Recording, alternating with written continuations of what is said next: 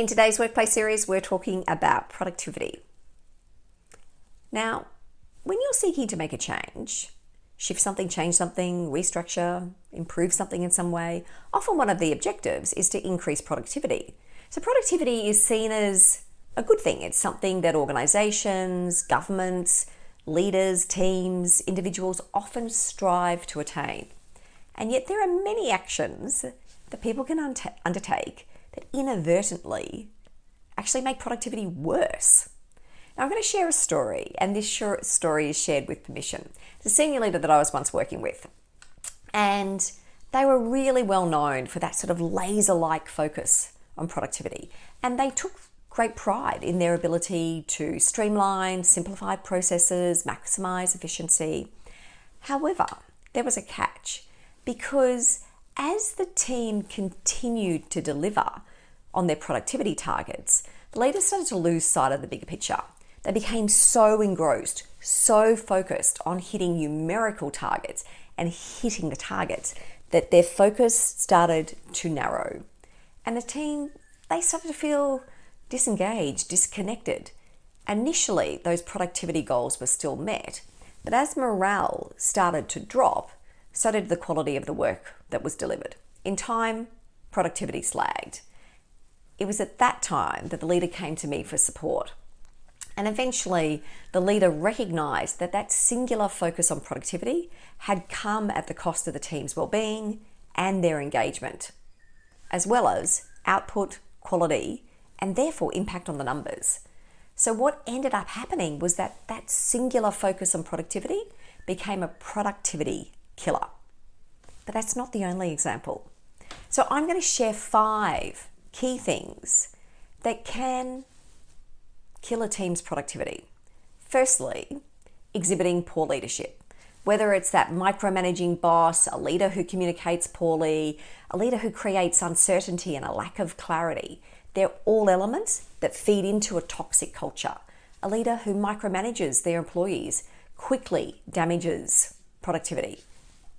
Because micromanagement, what it does is send a message that the leader doesn't trust their team. And when people don't feel trusted, they're disengaged. They don't work as effectively. When employees are unclear about goals or expectations, and therefore they're unsure about what they need to do, that causes confusion, can lead to missed deadlines. Once again, it lowers productivity. Similarly, ineffective communication. Each of these elements can come together to negatively impact productivity. And when you bring them all together, you kind of have that perfect productivity damaging storm. Number 2, keeping bad leaders in place.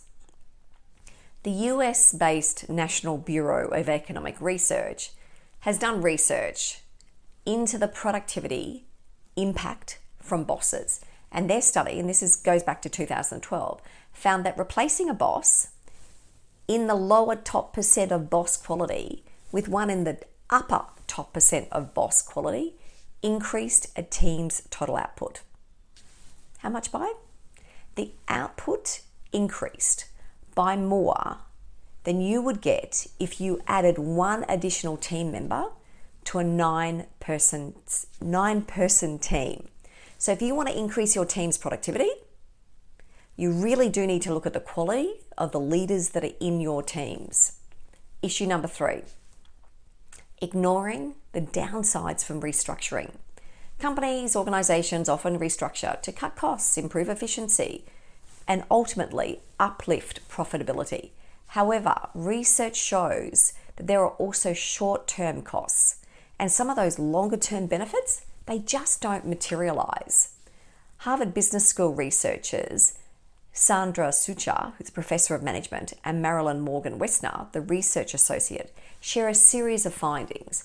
And what they found was that research from over 2 decades of profitability studies shows that most firms don't see improvements in their profitability or other financial metrics after people have been made redundant.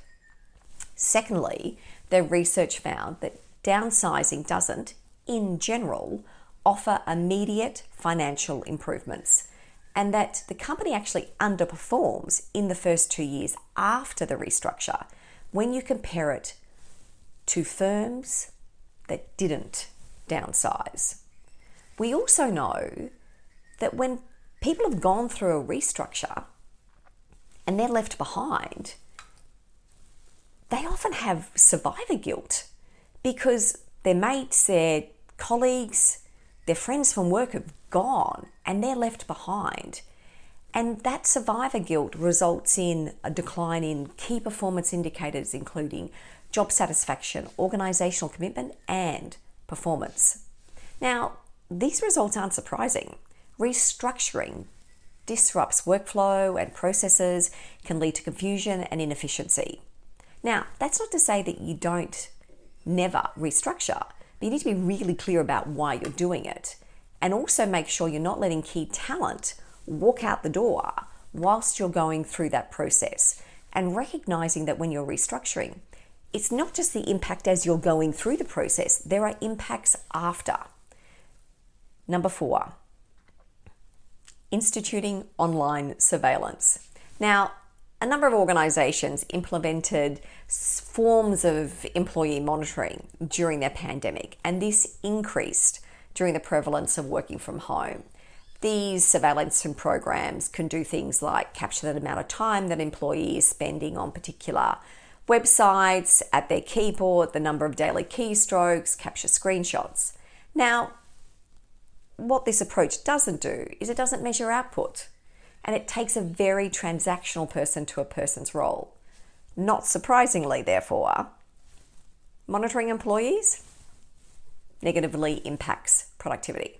Once again, there's research, this time from Cornell University, which has looked at this.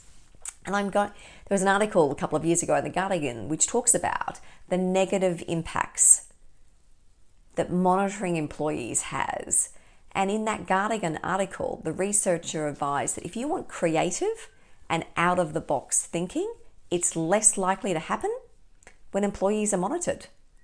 It's also, when you think about it, it's a really old-fashioned way of managing employees, because basically what you're saying is, I don't trust you. And employees know that when they're not trusted, well, that impacts how they feel, that impacts their relationship with you as a leader, it impacts their connection with the rest of the team. So what you're far better off doing is setting very clear performance targets, coaching your team members, and empowering them then to just get on with the job, but be there to provide support.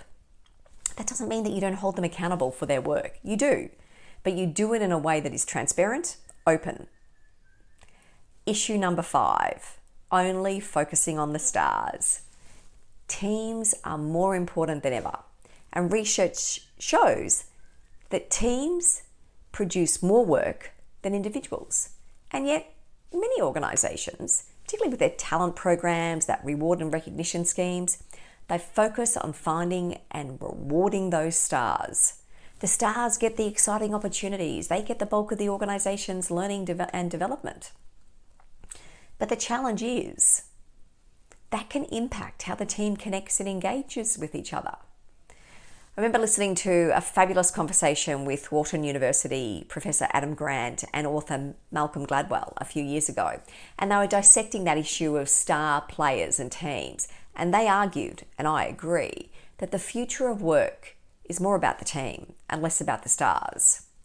And what they were doing is referencing teams in different contexts, sports, hospitals, financial services. And Malcolm Gladwell was providing a lot of examples of how success really depends on the people that you surround yourself with.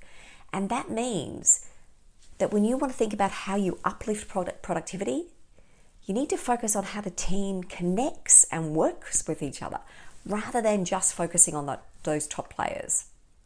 So, they're my top 5 productivity killers. Love to hear your ideas. What are your top 5 killers as well? Take care. Have a great week.